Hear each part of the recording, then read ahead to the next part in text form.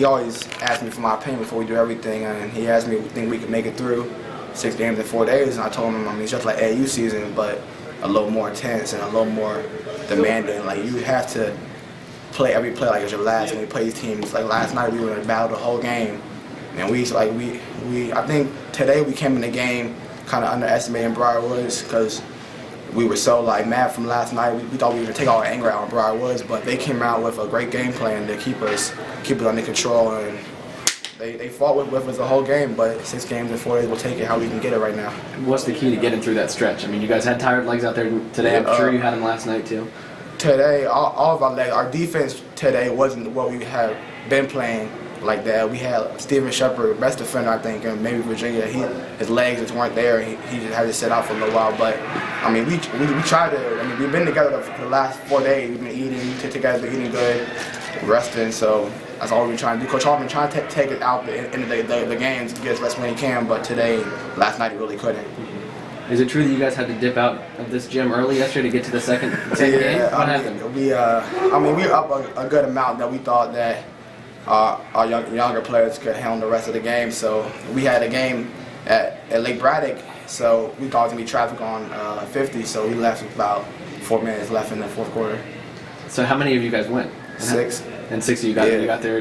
Did the rest of the team get there in time for the game? Yeah, they got there in time. It ended up being no traffic, so we were there at the beginning of the game before, so we stopped at 8, and it ended up being good. I'm getting the impression at this point on the way back to Middleburg tonight, if there's a game going on in a court someplace and guys need 5 to play, you guys will just stop and play them. I mean, every night I'm going in there with Warriors. Like tonight was a prime example of that. Like no one gave up at halftime. Yeah, we were a little rattled, but we have me and Mo are the leaders of the team, and we have leadership. So as long as you have leadership, then anywhere you go, you should be able to fight. What's it like matching up with Miles? And I know you know him, but you're so much taller than him, but he's got the quickness, and it seemed like you guys had a battle going on. I mean, it's fun going against people that I watch every day, and I've probably been in this gym 3 times this year to see him play, and we text. So I know him, he knows me, and I mean that's the first time I've gone against him in a real game. When we scrimmaged Briar Woods last year, I was hurt and then playing it, so this is a good battle to play against a player like him who's known around the Loudoun County community, and people will respect his game. What is this team trying to do this year? I mean, this is the first season that most of these guys are on this team. You guys are trying to build this program back up. I know there's you guys are seniors on this team, and you're trying to go out with a bang. But what's the goal for Middleburg this season? This year, we're really trying to put Middleburg basketball on the map. Like it's been down a couple of years, so we'll play. Whoever wants to play us, we'll go play.